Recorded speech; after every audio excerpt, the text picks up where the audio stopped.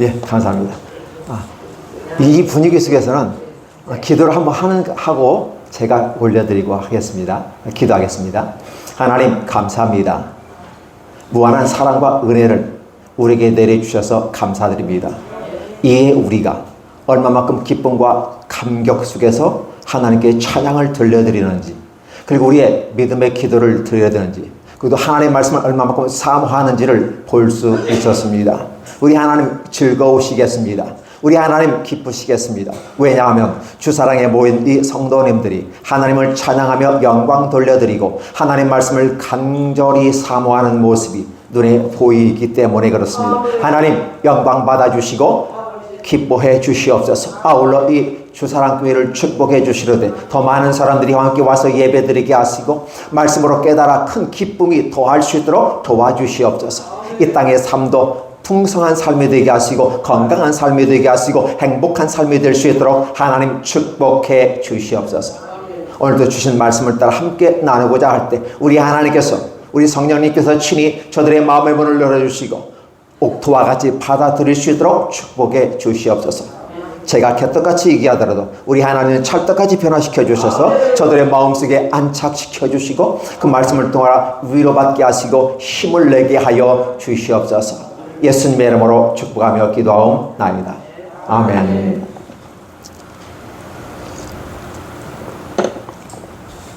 네, 반갑습니다.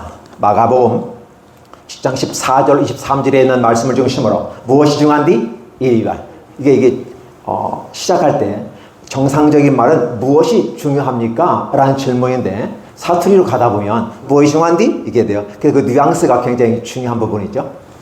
자, 무엇이 중요한디? 중요한디? 요게 어떤 느낌이 받으셔요? 뭔가 잘못됐구나 라는 생각을 해보는 것입니다. 오늘 또 주님께서는 무리를 다시 불러 이르시되 너희는 다 내 말을 듣고 깨달으라 라는 부분이에요.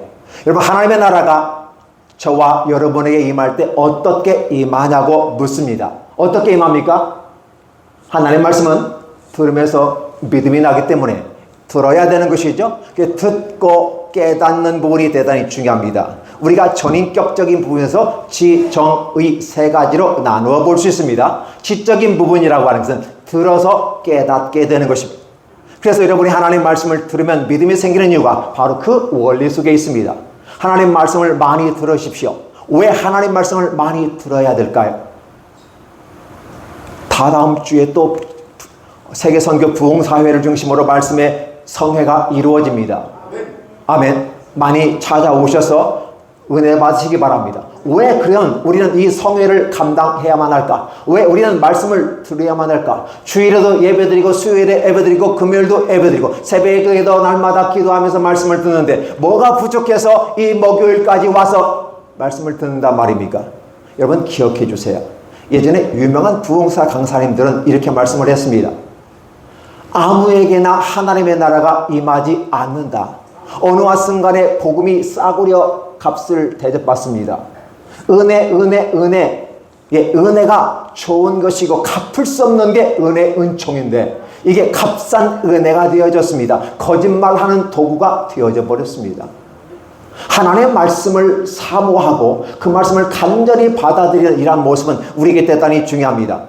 그런데 누구에게 하나님의 나라가 임합니까? 우리는 이곳에 모인 사람들에게 다 하나님의 나라가 임하기를 간절히 원합니다.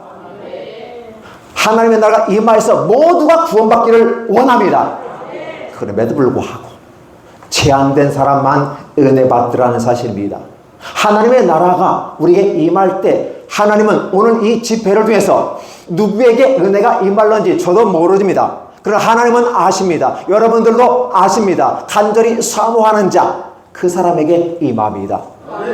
그렇기 때문에 오늘 이 자리에 참석한 모든 분 가운데 다 은혜가 되지 않을 수도 있음을 기억하시고, 내가 만약에 이번에 은혜가 임하지 않은 것 같다, 내가 원하는 만큼의 충족되지 않았다고 느껴지시걸랑 다음 기회에 또 참여하시기 바랍니다.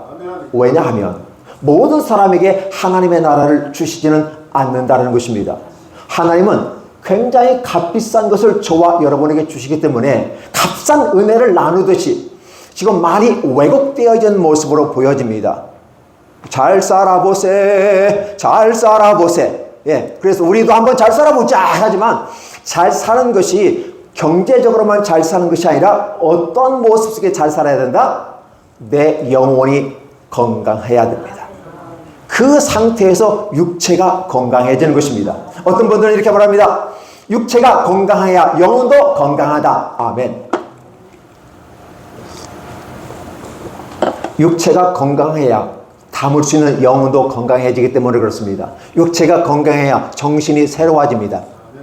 그러나 원칙적으로 보면 저 영혼이 정신이 맑아야 육체도 건강해지는 것입니다. 성경적인 부분은 그렇게 갑니다. 왜? 우리가 하나님을 떠나서 믿음에서 벗어났을 때 우리 육체가 질병이 오게 되고 죽음이 오게 된 것이기 때문에 하나님의 말씀을 듣는 것은 우리 정신세계를 맑게 하는 것이고 우리 영혼을 새롭게 하는 것이라는 사실입니다. 오늘 저와 여러분이 하나님의 말씀을 듣는 것은 천상의 하나님의 말씀이 기록된 말씀으로 우리에게 다가오셨고 이 말씀이 우리가 읽고 듣고 할 때 깨닫게 되어질 때 또 놀라운 역사가 나타나는 것입니다. 그래서 하나님의 말씀을 많이 들어야 됩니다. 사실 많이 듣는다고 해서 내가 은혜 받는 것은 아니에요. 분명하게 들으면 은혜 받는다고 말하지만 들어도 은혜 받지 못하는 사람들이 있어요. 누구 있을까요? 바리새인과 율법과 서기관들, 대제사장들, 제사장 무리들은 하나님의 말씀을 들어도 깨닫지 못했습니다. 은혜가 임하지 않았습니다. 그들은 돌짝밭길이었고 길가밭이었고 가시덤불밭길이었습니다.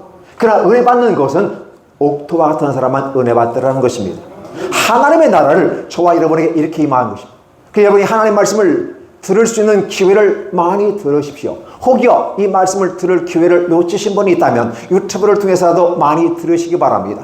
왜 올려지면 그 뭘 반복해서 들을 수 있어요. 자, 기록된 말씀을 반복해서 읽는 것과 들려지는 말씀을 반복해서 듣는 것 대단히 중요합니다. 그런데 듣는데 어떠한 모습으로 듣느냐가 중요하겠죠. 자기 중심적으로 듣지 마시고 하나님이 이 말씀을 통해서 이 배경과 이 맥락 속에서 무엇을 저와 여러분에게 말씀하시는지를 궁금하게 여기십시오. 내가 이런 부분인데 저 말씀이 내게 어떻게 적용될까는 나중에 하십시오. 오늘 이 본문 속에서 주님은 나에게 무슨 말씀을 주실런지, 그렇기 때문에 이 본문과 나하고 맞아떨어지신 분들은 은혜 받겠지만 나와 관계없다고 생각하는 한참 멀게 느껴질 수 있습니다. 그럼에도 불구하고 오늘 이 말씀을 통해서 저에게 어떻게 은혜를 주시겠습니까? 라는 부분이에요. 개도 상에서 떨어지는 부스러기를 먹습니다. 나는 수르보르게 여인의 모습을 그 내 딸은 연약한 이방인의 모습이 있어요. 당신은 당신의 자녀들을 위해서 축제의 상을 준비해 놓으시고 말씀을 주시는구나. 그래도 그 상에서 떨어지는 부서기를 얻을 수 있나이다라는 간절함이 있을 때 그 여인이 그 딸이 치료받습니다. 그리고 아울러 그 여인이 이방인임에도 불구하고 구원에 이르게 된 사실을 기억해 주시기 바랍니다. 따라서 하나님의 말씀을 들었을 때 대단히 중요한 건 여러분의 지적 능력을 향상시키는 데 목적이 있는 것이 아니라, 그래서 우리는 하나님 말씀을 많이 듣다 보니까 귀는 커졌어요. 귀는 대단히 커졌는데 뭐가 안 따라와요? 행동으로 안 따라온다고 말합니다. 근데 행동으로 옮겨지기까지는 한 단계를 거쳐야 돼요. 하나님 말씀이 우리 가운데 지성으로, 인지로, 깨달음으로 왔다면 이 머리에서 이 가슴까지 30cm밖에 되지 않는 이것에 도달하는데 어떤 분은 그 말씀을 하시더라고요. 여기에서 내가 생각하고 말하고 보고 경험하는 모든 것들이 여기까지 오는 데는 30년 걸렸다라는 사실이에요. 오늘 저는 찬송을 하면서 노래를 잘 했느냐, 곡조에 맞춰서 잘 했느냐 못했냐 중요한 것이 아니라 그 찬송을 부르는 그 모습 가운데 애절함이 있고 그 가운데 주님을 향해서 하나님 나의 모습을 받아주옵소서, 내 모습 그대로 받아주옵소서 하며 찬양하는 이 모습이 너무 멋있습니다. 예배가 말씀을 중심으로 하는 건 분명하지만 그럼에도 불구하고 특성들을 해서 자신의 신앙을 고백하고 함께 은혜를 나누는 이러한 모습은 주사랑교회만의 특징인 것 같습니다. 너무 고맙고 감사드립니다. 따라서 목사만 혼자 신나게 떠들다가 가버리는 부흥회가 아니라 여러분 자체가 참여하는 부흥회가 되어지고 여러분 자체가 이미 영혼을 하나님께 드리고 내 모든 것 다 드립니다라고 드려버렸으니까 받을 것은 여러분의 몫일 것이죠. 드렸으면 받아야 되지 않겠습니까? 물론 그분이 주셔야만 받습니다만은 그래도 내 모든 걸 정성을 다해 드리니까 하나님은 주실 줄로 믿습니다. 하나님은 오늘 말씀으로 저와 여러분에게 주시는 것입니다. 오늘 이 본문은 쉽게 이야기하기 위해서 이렇게 한번 생각해 봅시다. 무리를 다시 불렀다는 말은 무언가 앞서서 있었는데 뭔가 시원찮았어. 뭔가 지금 제대로 관역에 맞추지 않았어. 신학에서는 이게 하마르티아리가예요. 그 관역에 딱 10점 만점을 때리면 이게 정확한 겁니다. 근데 관역에서 벗어나면 벗어도 그죠? 금메달하고 멀어지는 것처럼 우리가 죄를 짓는 모습으로 표현하고 있어요. 그러다 보면 하나님의 말씀을 듣고 삶의 환경 속에서 말씀을 적용해 나가 보니까 왜곡된 모습이 너무나도 많은 거였어요. 예루살렘에 바리새인과 서기관과 율법사들이 와서 예수께서 하시는 말씀들을 사람들이 많이 모이니까 이것은 웬 또 다른 정치 집단이야? 라고 해서 그들이 와서 무슨 말하는가 귀를 쫑긋하고 들어봤습니다. 그 와중 속에서 제자들이 배가 고팠던지 이게 손도 닦지 않은 상태에서 이게 바로 음식을 먹었습니다. 이 문제를 가지고 그들이 문제를 제기하는 것입니다. 당신의 제자들은 어찌에 장로들의 유전을 지키지 않습니까? 달리 말하면 인간이 만든 우리들이 만든 전통, 유전, 율법을 지키지 않고 음식을 먹었으므로 부정한 것이 되어졌습니다 라고 얘기한 거예요. 그리고 제자들에게 너는 왜 손 닦지 않고 먹었어? 라고 얘기하지 않고 주인인 예수님에게 얘기해요.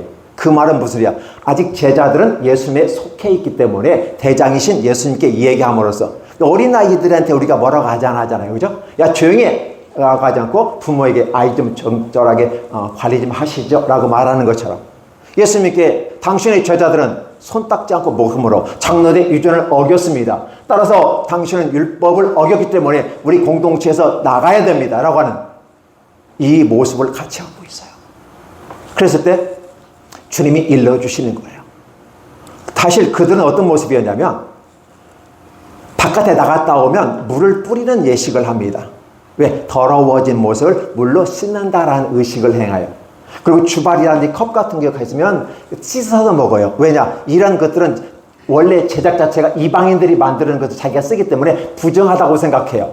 부정하다고 쓰면 버려버려야 되죠. 그럼 씻으면 괜찮아 라고 생각하면서 씻지 않고서는 먹지 않음이라, 손을 닦지 않고서는 먹음이라 라는 부분을 쓰고 있어요. 사실 이러한 부분들은 우리의 위생적인 문제입니다. 여러분, 위생적인 문제 가지고 천국에 가느냐 안 가느냐고 말하면 뭐가 좀 이상하지 않아요? 그럼에도 불구하고 그 사회가 하나님의 말씀을 지킨다, 정결의식을 행한다, 이러한 것의 규칙에 있다 보니까 구약의 율법을 중심으로 행하다 보니까 그들은 그렇게 하는 것이 일상화되어졌어요. 그 사회 한 문화가 되어버린 것입니다. 근데 그 문화가 손 닦지 않고 밥을 먹는다면 천국에 갈 수 없습니까? 컵 닦지 않고 물 먹으면 이거 부정한 겁니까? 물 뿌리지 않으면 부정한 겁니까? 라는 것이었어요. 이러한 부딪힘의 문제, 여러분이 삶을 살아가면서 그 말씀을 내 삶의 현장 속에서 적용해가는 과정 속에서 문제들이 생기더라는 것입니다. 그러다 보니까 지금 헛다리 긁는 듯한 모습을, 그때 당시 정치적 지도자, 종교적 지도자, 가르침에 있던 자들, 똑똑하고 잘난 멋있는 리더들이 그렇게 얘기하니까 일반 대중들은 따라갑니다. 그것이 틀렸든 안 틀렸든 우리의 전통과 문화가 그렇게 됐으니까 가는 거야, 관례적으로 그렇게 가는 거야 라고 얘기합니다. 그러면 그것이 잘못됐다고 생각한다면 바꿔야 될까요? 그대로 유지해야 될까요? 우리 주님은 개혁적인 성향이 굉장히 강하시다고 이 땅의 표현을 빌어서 말할 수 있습니다. 근데 주님은 개혁적인 성향이 강한 게 아니라 뭘 고치고 변화시키려고 하는 것이 아니라 원래 모습을 되찾아 주려고 하는 것이었어요. 그래서 오늘 물로 씻어서 정결하게 되는 것이 아니다 라고 얘기해 주는 것이에요. 그래서 우리를 다시 불러 너희는 아직도 깨달음이 없느냐라고 얘기하면서 무엇이든지 사람을 깨끗하게 하는 것은 무엇이다? 들어가게 하는 것은 아무 하자 없다. 나오는 것이 더러운 거다. 그러면 사실 여러분 오늘 점심 먹었잖아요. 점심 먹고 화장실 가서 소변도 보고 대변도 볼 겁니다. 거기서 오줌이라는 게 나오고 대변이 나옵니다. 그것이 냄새가 나고 그렇잖아요. 그 뒷처리를 깨끗하게 하는 것이 다른 사람을 위해서, 그거 나 자신을 위해서 좋은 거 아니겠습니까? 다 알고 있는 얘기야. 그런데 문제는 여기에 어느 정도 심각한 문제냐면 레위기 11장에 보면 이런 부분이 나와요.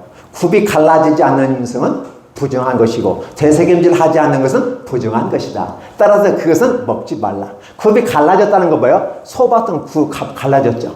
그렇죠? 이건 갈라졌다는 말은 구별된 삶을 살아라는 하나의 상징적 의미를 줍니다. 그 되새김질이라고 하는 것은 소가 여물에 위가 4-5개가 된다고 하는데 요거 일단 시간이 됐을 때 먹을 수 있는 부분들 있잖아요. 무조건 다 먹어둡니다. 그래서 막 저장해둬요. 그 시간적인 여유가 한가로울 때 다시 끄집어내서 되새김질해요. 이러한 부분들 뭐 어떤 얘기할까? 하나님 말씀을 들을 수 있는데 많이 기회 있을 때마다 예배에 참석해서 들으라는 것입니다. 그리고 여러분이 한가로워 있을 때 지금 이 시간에는 여러분 생각하지 마세요. 그냥 들으세요. 그냥 듣고 저장해 두세요. 저장해 두셨다가 집에 가서 여러분 혼자 있을 때 오늘 부흥 강사가 무슨 말 했지? 주제가 뭐지? 곰곰이 생각해 보시기 바랍니다. 그걸 되새김질 한다고 하는 거예요. 은혜 받는 사람은 그렇게 삶의 현장 속에서 함께 갑니다. 어떤 사람은 예배에 승리합니다. 예배에 승리하는 인생에 승리한다고 부흥 강사들이 말씀했습니다. 그렇죠. 잘 나가는 분들이 했다는 말이에요. 근데 문제는 뭐냐면 예배만 잘 드리는 것이 아니라 내 삶의 예배조차도 잘 드려야 된다는 걸 함께 표현하는 것인데 오늘 급하고 그죠? 바쁜 세대 속에 있는 저와 여러분들은 그냥 예배만 참석만 해도 은혜가 된다. 이렇게 그리고 예배만 참석해도 감지덕지다라는 표현을 쓸 수밖에 없는 이 시대적인 그런 환경 속에 있다는 거죠. 그럼에도 불구하고 원래의 모습은 예배의 기본적인 1차 예배에 참석하고 내 삶의 현장 속에서 말씀을 그대로 적용해 나가는 삶의 예배, 생활, 신앙인으로 삶을 살아가는 이런 되새김질이 필요하다는 사실을 성경은 얘기해 주고 있는 것이죠. 그리고 오늘 저희 여러분들에게 하나님은 아직까지 깨달음이 없느냐라고 얘기하는 것이었어요. 그런데 문제는 이게요. 여기 제자들도 마찬가지고 대제사장, 율법사 모든 사람 그 시대 그 문화 속에 있는 사람들은 아니 레위기에서 부정한 거 먹지 말라고 그랬어요. 비늘이 없는 거 먹지 말라고 그랬어요. 그리고 당연히 이 세상은 부정한 것과 깨끗한 음식이 있는데 깨끗한 것을 먹으라고 구약에서 얘기했기 때문에 그럼 우리 구별하는 건 당연한 건데 예수님께서는 들어가는 건 다 깨끗하다고 그래요. 예수님이 이 말씀만 하지 않았으면 우리 돼지고기 못 먹어요. 오징어, 문어 못 먹어요. 왜? 부정한 거잖아요. 비늘이 없잖아요. 돼지고기는 구분 갈라졌는데 되새김질을 못해요. 먹죠. 지금도 저쪽 가면 안 먹어요. 더러운 짐승으로 이기고 있어요. 근데 우리는 먹잖아요. 왜 먹어요? 왜? 아무 생각 없으셨죠? 생각해 보세요. 근데 주님께서 지금 오늘 저와 여러분들에게 핵심을 얘기하는데 그 말씀을 주시는 하나님이 원래 그 의도가 무엇이냐를 이야기해 주는 거예요.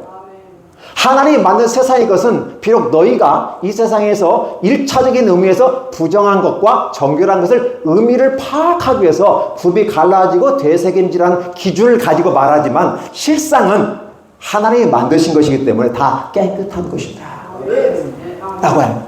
구약에까지는 이 말씀이 절대적인 기준이 되어졌어요. 이것을 어기면 천국에 갈 수 없습니다. 이걸 어기면 천국의 백성이 아니에요. 공동체에서 쫓아내버려야 돼요. 이스라엘의 공동체라는 개념은 천국을 상징하는 부분이 있게 있어요. 예수님조차도 그 공동체에서 내어 쫓아버리려고 하는 것이에요. 정치적인 힘으로. 그러면서도 자기들은 천국에 들어가지 않고 딱 막아요. 자, 손 안 닦았다고 천국에 못 들어간다고 하면서 천국 문에 딱 서가지고 검사합니다. 손 닦았어? 안 닦았어? 손 안 닦았지 않다 절과. 자기들도 천국에 안 들어가요. 주님께서 그렇게 말씀하시는 거예요. 자기들도 천국에 안 들어가면서 아니 다른 사람도 못 들어가게 막는 모습이 바리새인과 서기관과 율법사라는 거예요. 왜? 하나님의 말씀을 먼저 맡은 자가 제 기능을 못했어요. 제 기능을 갖고 헛다리 긋고 있고 엉뚱한 방향을 제시해 주니까 정상적으로 분명하게 확실하게 가야 되는데 못 가고 있더라는 거죠. 그래서 이러한 것들을 우리는 종교생활이라고 제가 이름을 지어보겠습니다. 그리고 그러한 모습은 성경에서 말하는데 몽학선생이다, 초등학문이다 라고 하는, 그러니까 어린아이 유치원생들에게 가르쳐줄 때는 하나씩 얘기해 주죠. 길거리에 쓰레기 버리면 될까요? 안 될까요? 횡단보도 가야 돼요? 아니면 그냥 무단횡단해야 돼요? 횡단보도 지나야 돼. 이렇게 가르쳐 줍니다. 근데 어른이 되면 횡단보도 그냥 넘어가도 되죠? 횡단보도 가는데 무단 횡단해도 되죠? 안 돼요? 그 판단은 여러분이 판단하는 것입니다. 할 거냐 말 거냐는 여러분이 판단하는 거예요. 예. 근데 기본 사회적 약속은 쓰레기 버리면 안 된다라는 것이었어요. 횡단보도를 지나가야 된다 이렇게 가르칩니다. 그러면 횡단보다 저 멀리 있는 어떤 어르신이 간간히 가가지고 이쪽으로 와야 되는데 한참 가가지고 다시도 한참 와야 돼요. 경제적이에요? 비경제적이에요? 효율적이에요? 비효율적이에요? 비효율적이에요. 그러다 보니까 절대적인 부분 속에 그렇게 해야 되는데 안 되는 줄 알면서 넘어가 버리죠. 그럼 어떤 방식이 생길까요? 이건 안 되는 줄 알면서 했어. 근데 그건 분명히 잘못된 거고 범법한 거야. 그 사람 천국에 못 가. 그럼 천국에 갈 수 있는 방법 뭘까요? 저기다 횡단보도 안 만들어놓고 여기다 횡단보도 만들면 되겠죠? 그렇죠? 우리 사거리 보면 이렇게 횡단보도가 이렇게 있죠. 근데 지금은 어떻게 해요? X자로 만들어가지고 신호 딱 뜨면 동시다발적으로 움직이게 만들어버리죠. 네, 그렇게 편하게 만들어줘요. 이게 범법자가 되지 않겠고 정상적인 합법자로서 그 길을 걸어가게 만들어주시는 거죠. 이해되시나요? 그렇게 해주면 그나마 좋은 건데 왜? 범법자 안 만드니까. 그런데 범법자 아닌 것 같고 합법적인 것 같은데 손 씻지 않고 밥을 먹거나 주발에 씻지 않고 밥을 먹거나 그다음에 물 뿌리지 않고 뭐 하면 부정한 것으로 여기서 이 사람은 지금 천국에서 탈락됐다고 말한다면 여러분들은 다 천국에 탈락되어 버리는 것입니다. 하나님은 십계명을 저와 여러분에게 주셨어요. 우리 이것을 하나님 말씀이라고 말하는 것입니다. 그 하나님의 말씀을 어떻게 지킬 것인가라는 부분이에요. 주신 하나님의 말씀에 대해서 거부한 사람 아무도 없어요. 어떻게 지킬 것인가? 그래서 그들은 이렇게 생각하는 거예요. 솔직히 범죄한 사람이 법을 지켰냐 물어보면 이미 그 자체가 범죄한 거예요. 범죄한 사람에게 법을 지켰냐 안 지켰냐 따질 필요가 없어요. 범죄한 사람이 이미 범죄 끝나버리는 거예요. 에덴 동산에 쫓겨난 사람은 하나님의 말씀을 가지고 주셨지만 이 말씀을 지키면 구원받는다라고 말씀했지만 이미 범법한 자는 이미 범법한 자이기 때문에 그 법을 완성할 수가 없어요. 그것을 지킬 수 있는 사람은 누구예요? 죄 짓지 않는 사람이 지킬 수 있는 거죠. 맞죠? 그래서 하나님께서 우리에게 율법을 주면서 이 율법을 다 지키면 천국에 갈 수 있다라고 말하지만 사실은 너희는 못 지켜라는 것을 얘기해줘요. 교리설의 시간에 읽어보면 그 율법은 죄를 깨닫게 하기 위한 것이다. 결국은 우리가 이 십계명을 통해서 우리가 죄인이다라는 걸 깨닫고 돌아오라고 율법을 주신 것이지 율법을 지켜서 천국에 갈 수 있다고 가르친 것은 아니다. 오케이? 자, 그럼 여러분들 어디서 볼 수 있어요? 어떤 젊은 청년, 잘생긴 청년, 저보다 잘생긴 것 같아요. 저보다 돈도 많은 것 같아요. 저보다 더 젊은 것 같아요. 젊은 청년이고 관원인 것 같아요. 당시에 길을 걸어가는 사람이에요. 아니 달려간다고 볼 수 있을까요? 근데 그 돈도 많았어요. 그러다 보니까 그에게 부족한 것이 한 가지 늘 따라다니는 게 있어. 영혼의 문제, 영생의 문제. 주님이 오니까 이때쯤에서 나를 좀 높이고 나를 드러내고자 하는 그런 마음이 있지 않았었겠나 추측을 해보는 것입니다. 선한 선생님이요, 내가 어떻게 해야 영생을 얻을 수 있습니까? 라고 묻는 거죠. 그때 주님께서 말합니다. 뭐라고 얘기해요? 잘하였다 라고. 너 묻는 네 질문 참 멋있구나. 여러분 질문하도 좀 멋있게 질문해 주시기 바랍니다. 하나님께 질문할 때 왜 안 줘요? 예. 나 기도했는데 이렇게 따지지 마시고 그러면 주다가도 기분 나빠서 안 줄 수도 있잖아요. 예? 하나님 말씀에 이렇게 있는데 이것은 어떻게 되나요? 라고 묻는 거죠. 그러니까 예수님 너무너무 기쁜 거야. 많은 사람들이 영생에 대해서 관심을 가지지 않고 무엇을 먹을까 무엇을 마실까 예수님만 따라다니면 쇼를 볼 수 있어. 기적들을 바라볼 수 있어. 그렇죠? 5병이요 7병의 사건 때 먹고 마시고 그렇죠? 너무 많은 사람들이 막 모여들기 시작하는 거예요. 그런데 젊은 청년 하나 가지고 영생을 어떻게 하면 얻을 수 있습니까? 라고 질문하잖아요. 기가 막히게 예수님 기뻐 즐거워하는 것입니다. 야 너무너무 좋다. 너 같은 놈만 많았으면 참 좋겠다. 이렇게 되는 거죠. 그런데 문제는 뭐냐면 예수님이 참 멋있구나 너. 근데 한 가지 십계명을 지켰니? 라고 묻는 거죠. 너희 전통에 따르면 십계명을 지키면 구원받은 다음에 예, 맞습니다. 그러면 다 지켰니? 여러분 십계명 다 지키셨어요? 유대인들은 기본 율법상 암송을 하게 됩니다. 12세까지 말씀을 토라를 다 암송을 해버려요. 불가능한 수준인데 그걸 암송을 시켜요. 겨울. 그 유대인이 지혜롭고 이 세상을 리드하는 민족이 될 수 있었던 것은 하나님의 말씀을 머릿속에 차곡차곡 집어넣어 아예 암기를 시켜버려요. 그러니까 당장은 그게 막 요리가 되지 않더라도 막 집어넣어 막 쑤셔 넣어요. 그 다음에 나중에 어느 정도 가면 이 지식들이 작동을 하기 시작하는데 거기서 막 작동하기 시작하면서 뭐가 나오냐면 지혜가 나오게 돼요. 이 지혜가 나오다 보니까 굉장히 앞서가요. 이것이 그들의 모습이에요. 그러다 보니까 그들은 어려서부터 십계명을 반드시 지킵니다. 근데 저는 어려서부터요, 제가 어려서부터 다 지킨 거예요. 지금까지도 지키고 있어요. 라고 얘기하는 거죠. 예수님이 너무너무 행복해하는 거예요. 하나님 말씀대로 교과서형의 인생으로 살아왔구나 라는 것이었어요. 사실 예수님이 그 사람을 몰라서 묻는 게 아니었어요. 그럼에도 불구하고 주님께서 야, 너 참 멋있구나. 지금 대중들이 군중들이 다 보고 있는 상황이에요. 와, 그렇구나. 너 참 잘했어. 칭찬해요. 예수님이 기가 막히게 칭찬 기법을 쓰면서. 그런데 말이야, 한 가지가 부족해. 오늘 저와 여러분들에게 주님께서 말씀하신다면 여러분에게 부족한 점은 무엇입니까? 십계명을 다 지켰어요. 예배 다 참석했어요. 기도에 참석했어요. 찬양도 열심히 했어요. 근데 한 가지 부족하다 라고 말하신다면 여러분들은 무엇이라고 말씀을 드릴까요?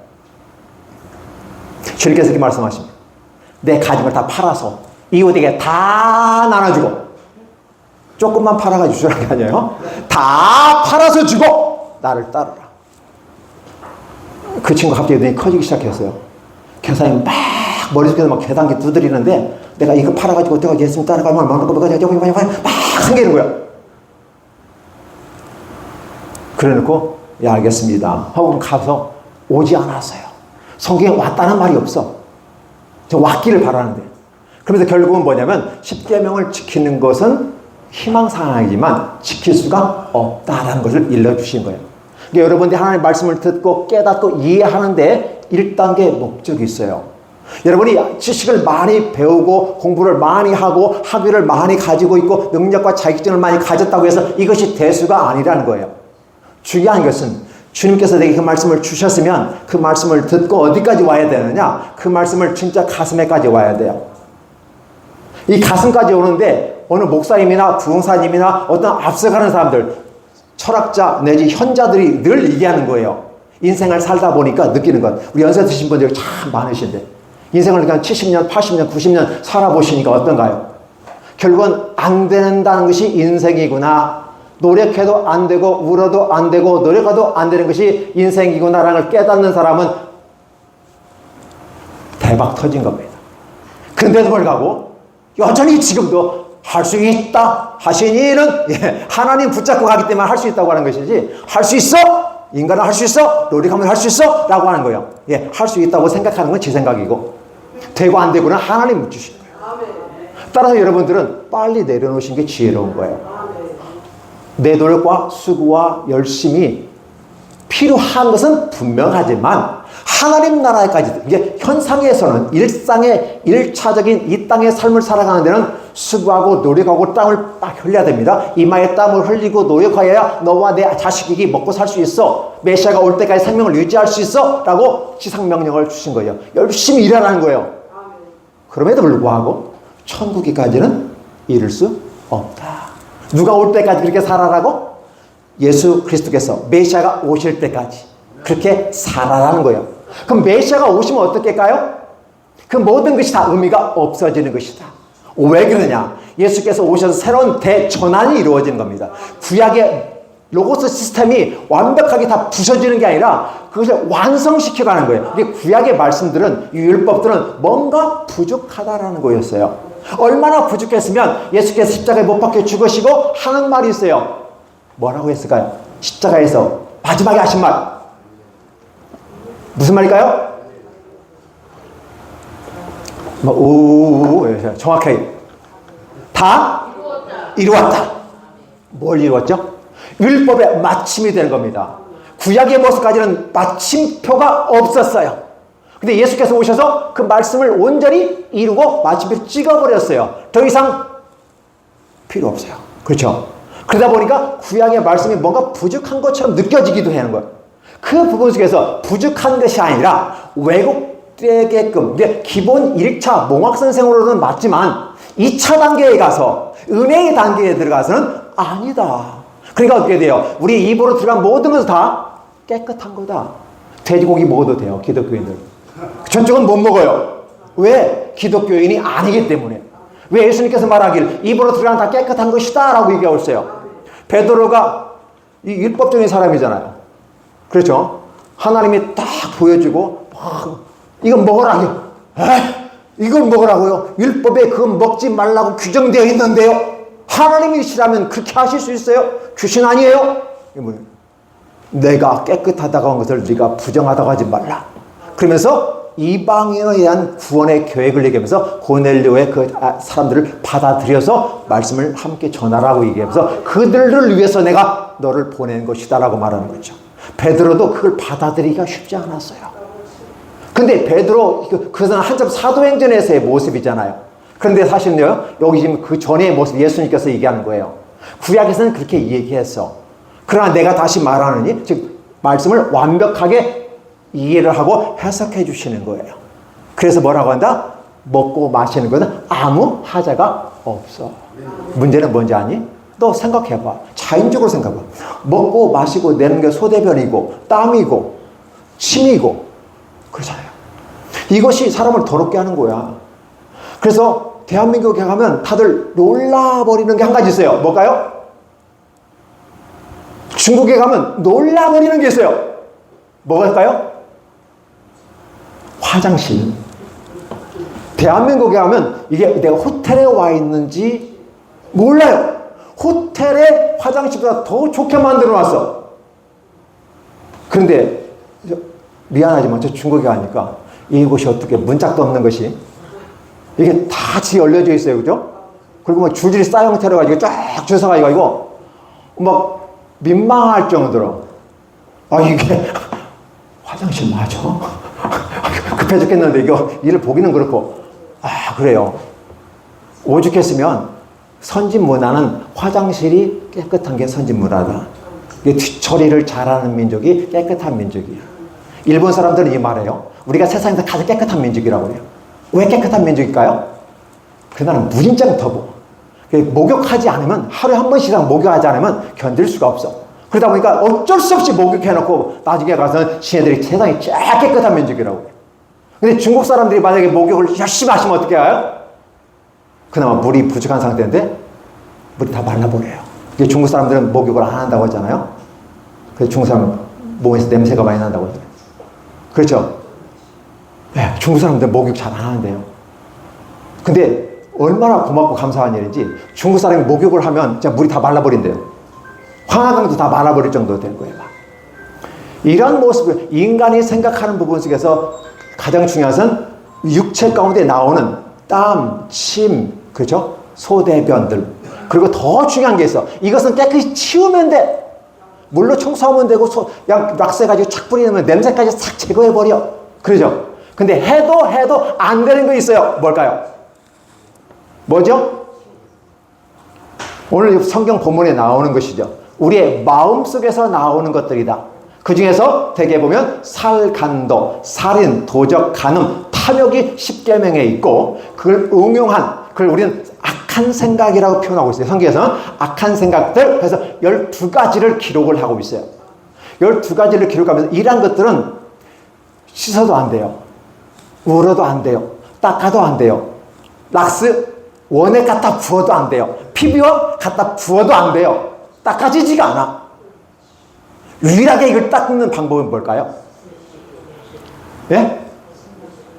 예수 그리스도의 보혈의 피가 유일한 방법이라는 사실이죠. 그래서 그걸 닦아내야 되는 것이죠. 오늘 저와 여러분들이 지금 여기 앉아계신 분들이 깨끗하고 의로운 백성이 되었다고 하는 그 기준이 무엇일까요? 여러분들은 안 믿는 사람하고 다를 게 뭐가 있어요? 밥 먹고 화장실 가고 닦고 안 닦으면 더러우니까 닦아야 되고 화장까지 이쁘게 하고 앉아 계시잖아요. 근데 세상 사람하고 여러분 차이가 뭐죠?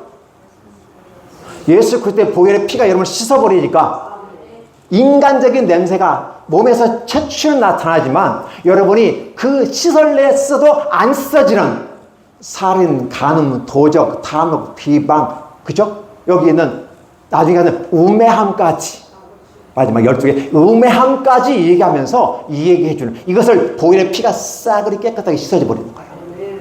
그 예수 그리스도의 보혈의 피기 때문이에요. 그래서 십자가에 죽으시면서 보혈의 피를 흘리면서 인간이 왜 율법을 다 지킬 수 없었느냐라는 걸 얘기하는 거예요. 왜 못 지켰느냐는 거죠. 그 유일한 방법은, 그걸 치료하는 방법은 예수님의 보혈의 피가 있어야 되는데, 그 피가 있기 전에 먼저 있어야 될 게 있어요. 예수님의 보혈의 피 앞에 한 가지 있어야 될 게 있어요. 뭘까요? 대답할 수 있는 시간을 드릴게요. 여러분들의 신앙을 제가 지금 질문 형태로 지금 풀어가고 있는 겁니다. 분명히 여러분 보혈의 피가 세상 세제로 닦아져서 안 되는 것들에 대해서 얘기하고 있는데, 그 부분에 대해서 해주신 분이 예수님이에요. 그래서 예수님 한 분밖에는 없어요. 주님 한 분밖에는, 그죠? 주님 한 분밖에 방법이 없다고 했어요. 다른 이름으로 어떤 구원의 길을 주신 적도 없다고 그랬어요. 왜 그럴까? 바로 보혈의 피가 있었으니까. 근데 그 보혈의 피에 앞서서 있는 게 있어요. 항상 중요한 것은 전과 후가 중요해요. 이 순서가 중요하단 말이에요. 보혈의 피 앞에 있는 게 뭘까요? 네? 베개는 천국에 들어가는 문이고, 그 앞에 뭐가 있어요? 예수 그리스도의 사랑이 있는 거예요. 아멘? 십자가에 죽는 거, 부모 보고 자식을 위해서 죽으라고 하면 부모는 죽는 사람도 있어요. 자식 보고 부모를 위해서 죽으라면 죽어야 안 죽어요? 도망가 버려요.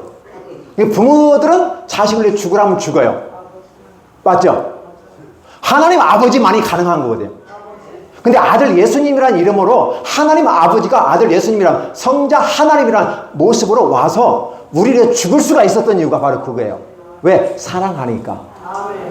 그러면 구약에서 왜 율법을 지켜서 구원에 이를 수 없을까요? 거긴 사랑이 없었기 때문에. 사랑이란 정신, 사랑이란 가치, 이것을 빼버리고 지키는 데만, 인간의 행위와 노력과 수고에 의해서 천국에 갈 수 있다고 말하는 것, 그래서 구약은 안 된다고 말하는 것이고 율법은 안 된다고 얘기하는 거예요. 그래서 뭐가 필요하다? 오호라 나는 건고한 백성이로다. 어디에 돼요? 로마서에서 얘기하죠. 그렇죠? 10장 마지막에 보면 건고한 백성이로다. 도대체 이 사망에 거기서 나를 건져낼 자가 누구이겠는가? 율법이 있어도 안 된다고 얘기하는 거예요. 근데 8장에 들어가 뭐라고 그러죠? 아싸! 8장에 뭐예요? 해방되었네, 해방되었네, 죄와 사망의 법에서. 예, 죄와 사망의 법에서 해방됐다고 말하는 것이 비로소 8장이에요. 8자를 구태의 의미를 부여하면 8자는 부활의 숫자예요. 이 7장까지 인간의 노력과 수고 완벽함으로 가려고 노력했지만 안 된다는 것이었어요. 8장에 가서 부활이야 하신 예수 그리스도에 의해서 내가 해방되어 버리는 거예요. 그분이 죽으시고 살아남으로 말미암아 내가 할 수 없는 것들을 그분이 다 씻어주시고 다 깨끗하다고 정해주고 아예 선언까지 해주셨어요. 그리고 난 다음에 호적까지 바꿔놔 버렸어요. 마귀의 자식이었던, 어둠의 자식이었던 우리들을, 죄와 허물로 죽었던 저와 여러분들을 하나님의 아들과 딸로 원래 원호적으로 바꾸어 놓아 버렸어요. 그러니까 사도 바울이 그렇게 기뻐하며 해방되었네, 해방되었네, 죄와 사망의 법에서, 이 기쁨으로 앞에서 나와서 찬양을 하시는 거예요. 그랬을 때 우리들의 마음속에 어떻게 해요? 사랑이 훅 하고 들어오는 거예요. 그럼 여러분의 눈에서 뭐가 흘려요? 흘리지 말라고 해도 눈에서 눈물이 줄줄줄 흘리게 돼요. 아까 찬양할 때 곡을 잘 부르냐 못 부르냐 중요하잖아요. 자기가 노래 잘한다고 막 자랑하고 다니고 하지만 그것은 자기 자랑일 수가 있어요. 기교적인 것은 하나님이 좋아하지 않아요. 기교라고 하는 것은 전달하는 방식이에요. 그 기교 속에 사랑이 없으면 아무리 꾀꼬리 같은 찬양을 하면, 나나무 숯불이가 굉장히 멋있게 노래하잖아요. 그 천국 갔는지 안 갔는지 모르겠지만 천국 갔기를 희망해 봅니다. 꾀꼬리 같은 목소리를 막 들으면 저도 빨려들어가지고 야, 뭐 몽롱한 세계 들어가 버려. 너무너무 노래가 좋아요. 근데 그게 뭐가 없어요? 진심을 담아서 하지 않으면. 근데 재밌는 건 요즘 오디션이 많이 하잖아요. 오디션에서 많은 평가원들이 뭐냐면 사람을 마음을 울리는, 이게 기교적으로 음악적으로 노래를 잘하는 게 아니라 이 음악이라고 하는 것은 하나의 문학으로서 삶의 모습에 드러나는 하나의 형태이기 때문에 같이 심금을 같이 울려줄 수 있는, 같이 마음을 전달해 줄 수 있는 그런 음악이 진짜 음악이다라고요. 기교적으로 잘했다고 잘하는 것이 아니라 진짜 그 곡과 분위기와 여건과 함께 맞춰서 듣는 청자들에게 쫙 전달해 줬을 때 눈물을 흘리면서, 찬송 부르면 눈물 안 흘리는데 트롯 노래 부르면서 울고 있어요. 그게 그죠? 이 어둠의 힘든 시대에 우리 지나갔잖아요. 그렇죠? 그것이 2년 동안에 국민들을 살렸다는 말도 하는 말 나와요. 마음을 실으면 돼요. 근데 우리가 마음이 없어. 그러니까 오늘 내가 설교에서 무엇이 중요한디? 헛다리 긁고 있는디? 어쩌면 좋아? 라는 부분이에요. 그러니까 안 되니까 그걸 다시 불러 모아서 아직도 깨달음이 없느냐라고 얘기하는 거예요.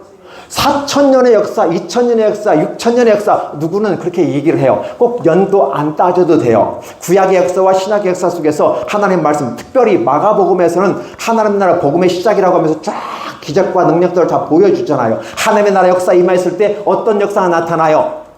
각종 기적과 능력들이 나타나는데 그걸 체험한 사람들은 마치 천국이 그들의 마음속에 임한 것 같은 기쁨과 즐거움이 있는 거예요. 다른 군중들은 그걸 보고 신기하다, 놀랍다라고 말하면 그들은 신기하고 놀라워라고 말하지만 신기하고 놀라운 그 세계 속에 드는 사람들이 천국에 임하는 것입니다. 그걸 보고 신기하고 놀라워라고 말하지 말고 너도 그 속에 들어와 봐라는 것이었어요. 그게 무슨 세계예요? 사랑의 세계예요. 그래서 머리에서 가슴까지 내 마음에 감동이 되어서 울컥하면서 주님의 가사만 생각해도 하나님의 하만 생각해도, 그렇죠? 막 눈에서 춤을 줄줄 흐르는 이런 모습들이 있어야 되는 거죠. 물론 기억해주세요. 매번 그러지는 않겠죠. 그럼에도 불구하고 딱 몰입했을 때 가수들은요, 딱 몰입하는 순간 금방 막 장난하다가도 딱 몰입해요. 전주 나오면서 눈 딱 하면서 그 몰입을 하면 그 분위기에서 막 울면서 노래를 하잖아요. 항상 울으라는 말이 아니에요. 항상 울지 마세요. 그럼 이상한 사람을 얘기해요. 기쁘고 즐겁고 행복하게 사세요. 근데 딱 예배 드릴 때, 찬송할 때, 하나님 앞에 섰을 때만큼은 그렇게 하시기 바랍니다. 자, 그 다음에 여러분의 마음속에까지 오셨던 이것이 어디까지 가야 돼요? 그래서 여러분 이 예배는 어디까지 도와주시냐면 목사의 강의를 통해서, 말씀을 설교를 통해서 여기까지 깨달음을 주시고 난 다음에 여기까지 오는 게 찬양과 율동과 여러분의 마음을 다 드리는 거잖아요. 그러면 여러분 예배 끝나고 어디 가요? 집에 가서 뭐 해요? 이 인간이 하고 막 옆에 있는 남편 싸우고 내가 예배 드리고 왔는데 지금 청소도 안 해놓고 막 그랬다고 막 따지셔야 돼요? 그냥 오자마자 청소 안 됐으면 아이고 내가 없는 동안 잘 참아줘도 고맙다고 하면서 어떻게 돼요? 막 설거지도 하고 뭐 청소도 하고 맛있는 밥도 준비하겠다고 막 하고 그래야 되지 않을까요? 그래도 막 그냥 오기까지만 기다리고 있었는데 이제 와서라도 막 하는 것처럼 보이면 괜찮겠죠? 은혜 안 받은 사람들은, 그죠? 근데 오자마자 내가 은혜 받고 왔는데 뭐 하는 짓거리였어? 이렇게 하면 참 힘들어지는 거죠. 안 믿는 사람에게 기대하지 마세요. 은혜 받은 사람은 바로 적용의 차원에서 손과 발로 아름다운 역할들을 하는 것입니다. 그 하는 것이 뭐예요? 악한 생각을 제거하는 거예요. 그걸 사실 근데 재밌는 건 혹시 제가 목사지만 살인하는 마음을 제거하십시오. 여러분 제거가 되나요? 미워하는 마음을 제거하십시오. 제거가 되나요? 나는 안 돼요. 안 되는 줄 알면서 왜 그랬을까? 안 되는 줄 아는데 거짓말이 저절로 나오고 욕이 저절로 나오는데 화가 막 올려 나오는데요. 근데 어떻게 할까요? 하나님 미쳐버리겠습니다. 하나님 미쳐버리겠습니다. 하나님 성령 하나님 날 진정시켜 주세요. 날 진정시켜 주세요. 내 마음이 차분해지게 하시고 올라가지 않고 부드러운 말로 권할 수 있도록 축복해 주세요. 내가 예수님은 아니잖아요. 근데 나도 예수님처럼 될 수 있는 길이 한 가지 있는데 성령 충만하면 그렇게 될 수 있어요. 여러분들의 힘으로 안 돼요. 근데 막 착하게 사십시다. 착하게 뭘 살아요? 여러분 착하게 사십시오. 말이 되나요? 왜 살아야 돼요? 나쁜 놈들 나쁜 짓 많이 하면서 먹게 잘 되는데 내가 뭐 나 혼자 미쳤다고 내가 나 착한 일해요? 안 돼요. 착하게 살아야 돼, 말아야 돼요? 살아야 된다는 말 나와야 되죠, 그렇죠? 근데 안 되잖아요, 그렇죠? 어떻게 해요? 하나님 내가 착한 일 하게 도와주세요. 난 하고 싶은데 안 돼요. 내가 참고 싶은데 집에 가서 막 쏴대버려가지고 내가 이겨야 마누라를 이기고 아들을 이기고 막 그냥 남편도 이겨야 되는데 막 나가요. 또 여성분들은 인생을 오래 살다 보니까 이제 악이 받쳐가지고 남편 잘못 건드리면 그냥 탁 나가버리잖아요. 그죠? 예. 이런 부분들이 있어요. 그럴 때 어떻게 돼요? 안 돼요. 그래서 어떻게 해야 되는 거죠? 하나님께 의탁하셔야 돼요. 성령 하나님께서 나를 주관하시고 이끌어주시고 도와주십시오. 그게 기독교인이에요. 세상 사람들은요, 있는 대로 다 뱉어버리는 거예요. 근데 세상 사람들 뭐라고 하냐면, 정주영 씨가 이 말을 해요. 너의 감정을 속여라. 너의 감정을 속이고 있는 대로 나는 예수 믿으니까 사실대로 얘기할 거야. 상대방 아픈 거, 약한 점을 다 찍어버리는 거, 이게 기독교인이 아니고, 안 믿는 그 사람 불교인이잖아요, 정주영 씨. 근데 그분도 그 말을 하더라고요. 내 마음을 속여라. 마음은 슬프지만 웃어라. 이해되시나요? 성공자는 그렇게 자기를 컨트롤하고 조절해요. 안 믿는 사람들도 그렇게 해요. 근데 예수 믿는 사람들은 나 예수 믿으니까 진실한 사람이고, 그러니까 있는 대로 얘기하는 거야. 너는 이렇게 못생겼어. 너는 키가 작아. 너는 이렇게 가난해. 얘기하면 어떻게 돼요? 나는 사실대로 얘기하는 거거든. 죽이는 거예요. 그만 지옥이 따로 없어요. 그럼 어떻게 돼요? 여러분들은 더 안 믿는 사람보다 지혜로워야 되겠죠.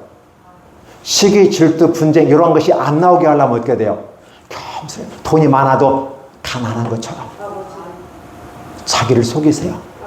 그거 내가 막 잘 돼가지고 기뻐 죽겠는데 어떻게 돼요?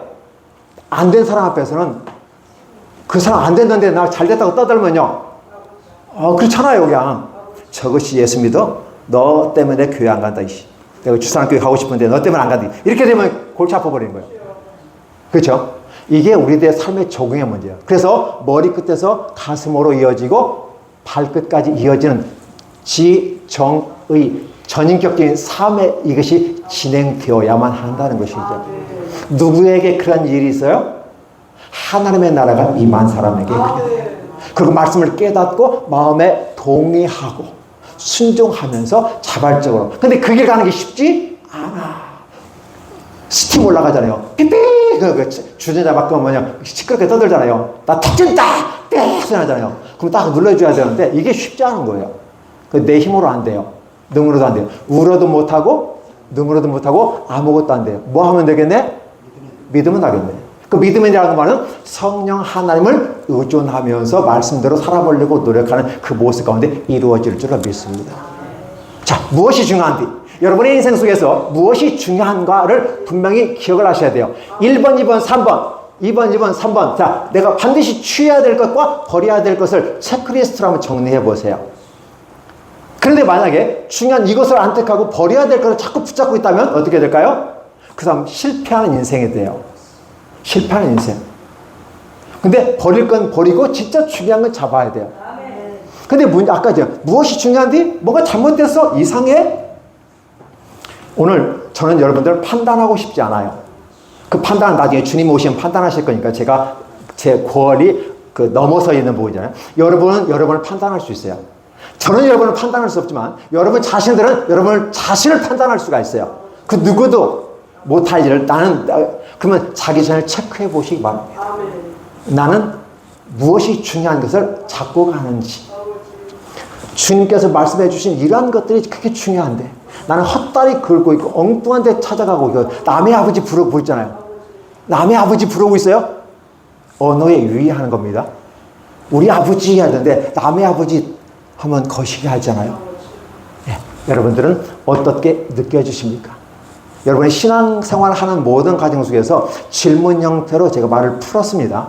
무엇이 중요한데? 예수님께서 그 얘기하는 거예요. 비록 율법의 구약에서 그렇게 말을 해서 레위기서에 기록한 대로 그런 부정한 음식이라 할지라도 먹어도 아무 하자 없어. 이런 것은, 그죠? 만약에 여러분 고사리가 독이 있어요, 없어요? 외국인들이 보고 기겁하더래요. 한국에 와가지고 저 인간들이 어떻게 도살해 먹고 안 죽냐게. 근데 우리 사람은 지혜로워가지고 그걸 삶아가지고 독을 제수한 다음에 말려서 먹자, 그죠? 그냥 놀래나 빠지는 거죠. 독이 있는 것들이 많이 있어요. 고사리 못 먹는 거예요, 분명히. 근데 싹 제거하니까 먹을 수 있잖아요. 독을 제거하면 먹을 수 있는 거죠. 왜 그것이 독이 있는지 독 제거하면 돼요. 왜 대시엠질 하지 못한 걸 먹지 말라고 했는지 이해를 하면 그냥 먹어도 되는 거잖아요. 근데 그 말씀이 누구? 예수 그리스도 오셔서 이 말씀을 해준 그 기점 이후로는 먹어도 돼요. 돼지고기 얼마나 맛있는데요. 그죠? 문어고기, 오징어 얼마나 맛있는데요. 없어서 못 먹죠. 이제는 어떠한 것도 거리낌이 없어요.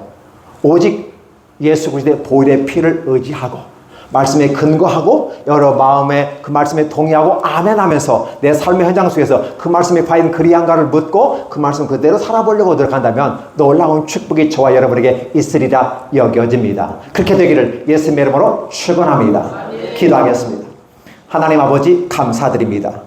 오늘 무엇이 중요한디? 라는 걸 통해서 우리는 중요한 건 알면서도 중요한 걸 선택하지 아니하고 중요하지 않은 걸 선택하면서 지혜롭다고 말하는 어리석음, 우매함에 빠져있지는 않는지, 우리는 믿음을 가졌고 사랑을 실천하는 자이고 소망하며 인내하는 자인데도 불구하고 여전히 왜곡된 복음을 받고 있지는 않는지를 생각해보는 시간이었습니다. 하나님, 따라서 우리가 깨닫고 인지하고 우리 마음에 동의하고 실천해가는 삶을 통해서 건강하고 아름다운 크리스천이 될 수 있도록 축복하여 주시옵소서.